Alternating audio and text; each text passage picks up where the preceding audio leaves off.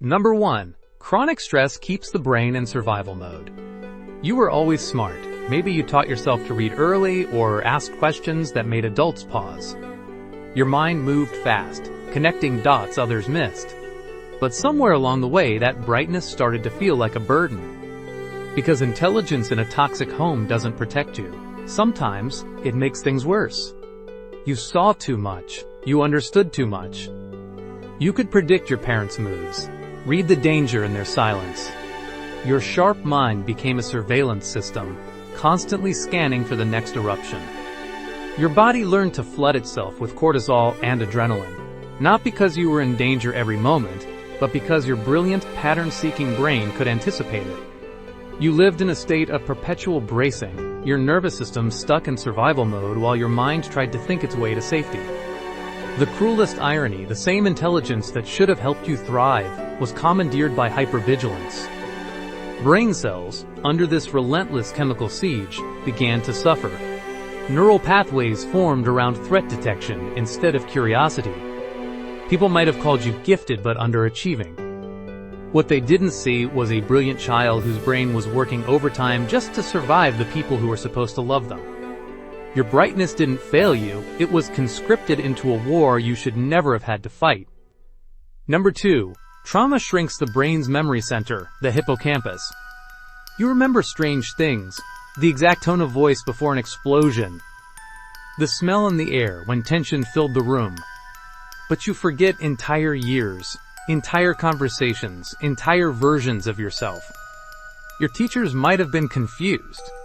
You grasped complex ideas, saw connections others missed, yet couldn't remember homework or last week's lesson.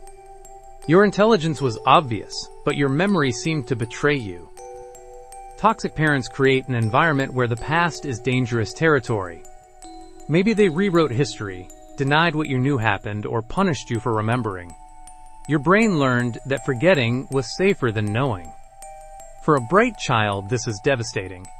Intelligence relies on memory, building knowledge, connecting experiences. But when stress hormones flood your brain every day, the hippocampus physically shrinks. The very structure that should support your brilliance becomes compromised. Teachers said, "You're so smart, if only you'd apply yourself." But you were applying yourself to survival. Your memory didn't abandon you, it was protecting you. Number 3. The brain's fear system becomes overactive. You became an expert in reading people. Micro-expressions, shifts in tone. The quiet before the storm. You learned to decode it all. Your amygdala, your brain's threat detector, became hypersensitive. When your early years taught you that danger could come from anywhere, your brain learned to sound the alarm at shadows. Your brightness became tangled with anxiety. Every interaction required calculation. You masked, you performed, you gave people what they needed, while your mind ran probability scenarios in the background. Friends may have envied your perceptiveness, not realizing it came from surviving people who should have protected you. Your attunement wasn't a gift. It was a defense. Your intelligence deserved to explore and wonder. Instead, it learned to predict and protect. Number 4. Chronic stress stunts, the prefrontal cortex. Everyone said you could do anything.